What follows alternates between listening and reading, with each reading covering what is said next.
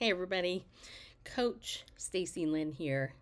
So today I wanted to share with you some thoughts, okay? And I'm trying to use a different camera, so I'm hoping the quality is a little bit better here, but it may not end up being perfect, but whatever. I'm not about being perfect, people. In fact, I heard a really interesting saying a while back about perfection. If you're trying to be perfect, it means you're trying to be God, because God is the only one that's perfect. You should write that down. So today I want to show you the flowers, some of the flowers my friend sent me for my birthday. I have a whole bunch more behind me. There's like 4 vases full. But I wanted to show you some of these because you know what? Many years ago, I hated flowers. True story. I didn't see the point. Like, what is the point of flowers? And yet here I am now, 57, and I love flowers because I've grown up. And I've realized that what I used to think was a quote waste of money is actually now a way to beautify, to uplift, and to create an environment that's warm, it smells pretty, and it's just amazing to look at what God has created. I mean, when I look at these flowers, I'm amazed at the design that God created here. I mean, it's amazing. Look at these things here, little things and different roses. And then this one over here on this side, this flower right here. I'll lift this up. Where's the leaf? Trying to see it backwards here. Right here. This one here. That almost looks like an eye. It's pretty cool. It really is. Flowers are amazing creation of God. And so, as I've gotten older, I love flowers. I actually don't just get flowers sent to me, but often I will go to the store and I'll buy my own flowers just because research has actually shown that flowers in a room actually help cheer people up. I know, right? This is why you bring them to people in the hospital, because it's actually proven to be true. Anyway, I bring that up because I just want to let you know I am aware of what's going on in the world of Dave Starr and all the other things that I'm watching. I'm watching what's going on with Candace Owens. I'm watching what's going on with Donald Trump. I'm watching what's going on with World Mental Health Day. I'm watching it. But I haven't been talking a lot about it. And I don't know if some of you have been disappointed that I haven't gone down this route. But I have to tell you something. My main goal with this channel is to encourage you in your faith and to help you live a better life and to help you have a better day. That is my goal. And I want to help people. That is my goal. The reality is, doing coaching, unless you're some type of massive self promoter and you want to market yourself 5 million times a day and you want to puff up your ego and say blah, blah, blah, blah, blah, it's just not who I am. I'm just not who I am. That isn't who I am. Who I am is what you see. And if you are ever in need of a good coach, a Christian coach, an older woman, that would be me, who has some street cred and a little education behind me and over 30 years of marriage, and I understand relationships, and you need help, especially if you've been hurt in the church and you struggle spiritually. That is my wheelhouse, and that is who I want to help. So I care about these other issues, but I'm not going to be making them the main focus of this channel. I hope I don't lose you as a subscriber if you subscribe because of this. But the thing is I think we need more people to really, truly help people. And part of the problem that I see today is that there aren't a lot of people who actually are out there helping people. So I just wanted to share that with you. because you're going to see different things on this channel. You're going to see me doing Bible study and helping you with Bible study.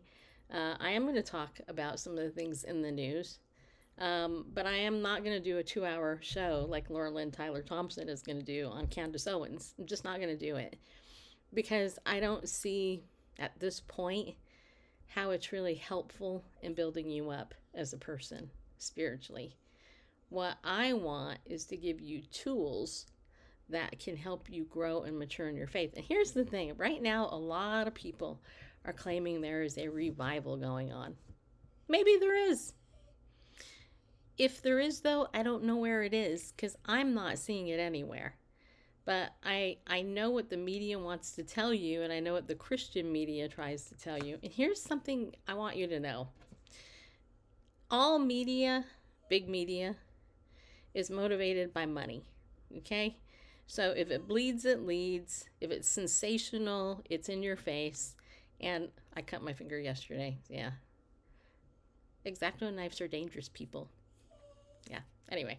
But if it bleeds, it leads.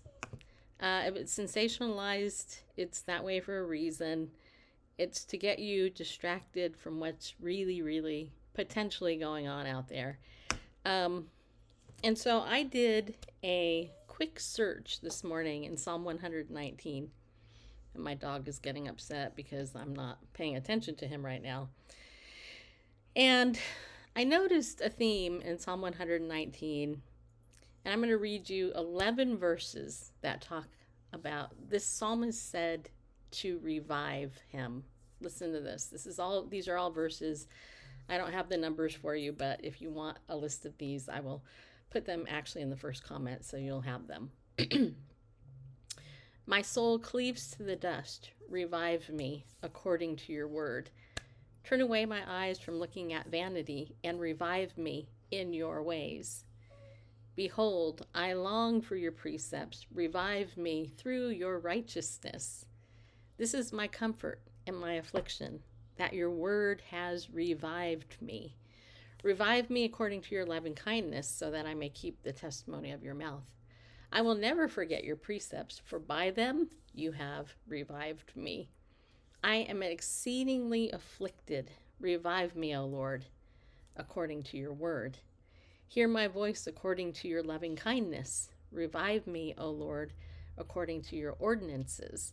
Plead my cause and redeem me.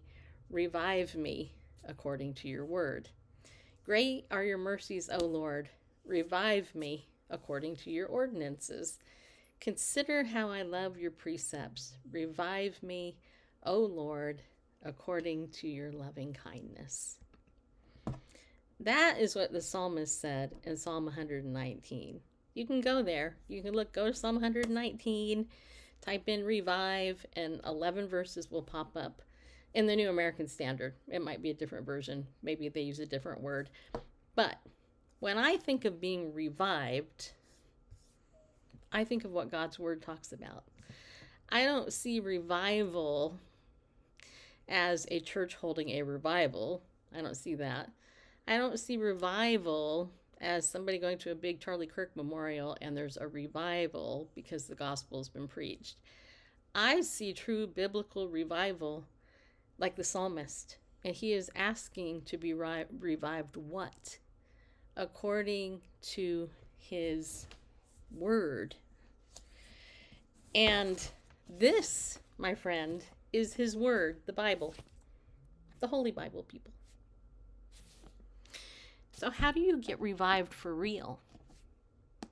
According to God's word. And this is what I'm not seeing in the so-called revival, so-called, that's taking place. Maybe it's happening with some people, but I don't know that it's happening on this mass scale like people are claiming.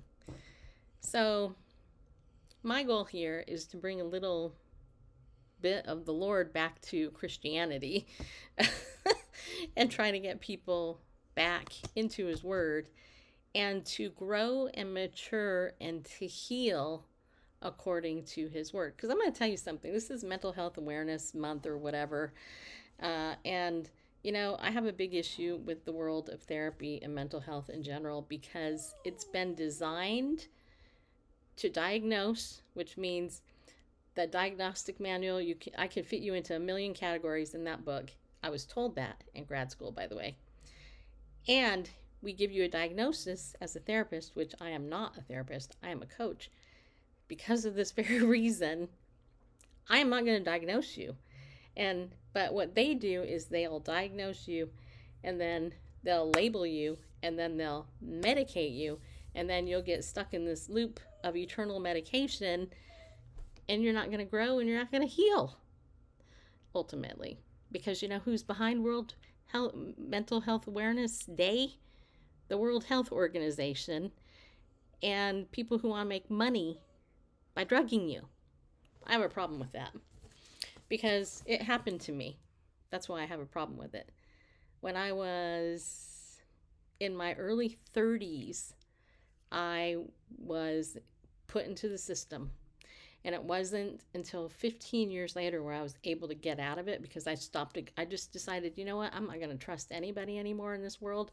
I'm going to stop all the medication they put me on, and I'm going to do what I know is right for me. And you know what? For almost 17 years now, I have not had any psychotropic meds in my brain, and my life has been completely changed. Why? Because God has revived me according to his word. And I'm convinced 1,000,000% that that book has the truth and the answers to healing in it.